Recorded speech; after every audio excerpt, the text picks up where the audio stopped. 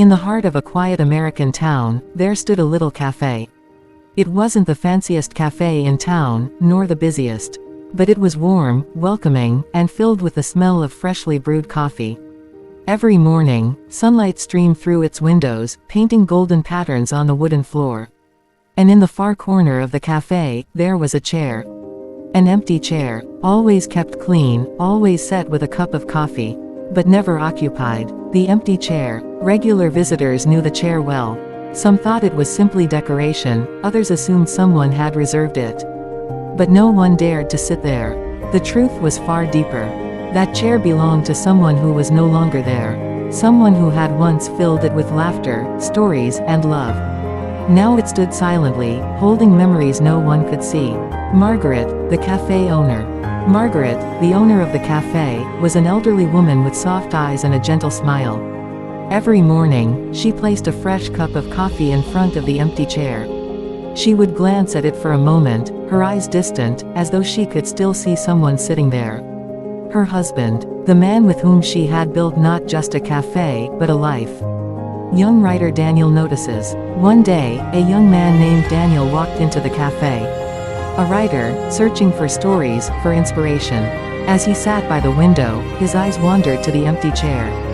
There was something hauntingly beautiful about it. He watched Margaret place the cup as she always did. Finally, curiosity overcame him. "Ma'am," he asked softly, "why does no one sit there?" Margaret sharing the story. Margaret smiled, her hands gently folding the apron she wore. She sat across from Daniel, her eyes resting on the chair. "That chair," she began, "was my husband's. He sat there every morning, drinking his coffee, greeting customers with a smile. We built this cafe together, brick by brick, dream by dream. He believed every person who walked in deserved kindness, and so, he gave it, one cup of coffee at a time." Her voice trembled slightly, but her smile remained. "When he passed away, I couldn't bring myself to remove the chair. So I keep it there. I keep his cup filled. Because in this cafe, he still lives." Daniel listened in silence, his pen resting on the page, his heart moved by the quiet power of her words. Flashback, Margaret and her husband.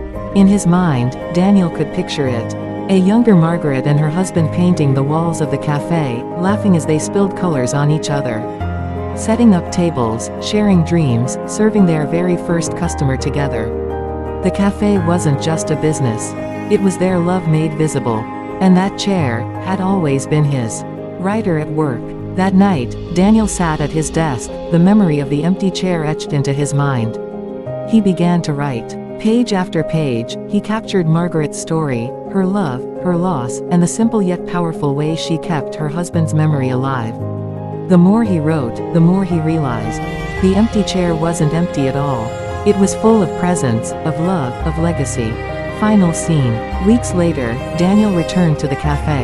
He handed Margaret a copy of his story, published in a local paper. Her eyes filled with tears as she read. The cafe, once known only by locals, began to draw people from other towns. Not just for the coffee, but for the story of the empty chair. And so, every morning, the chair remained. A cup placed gently on the table.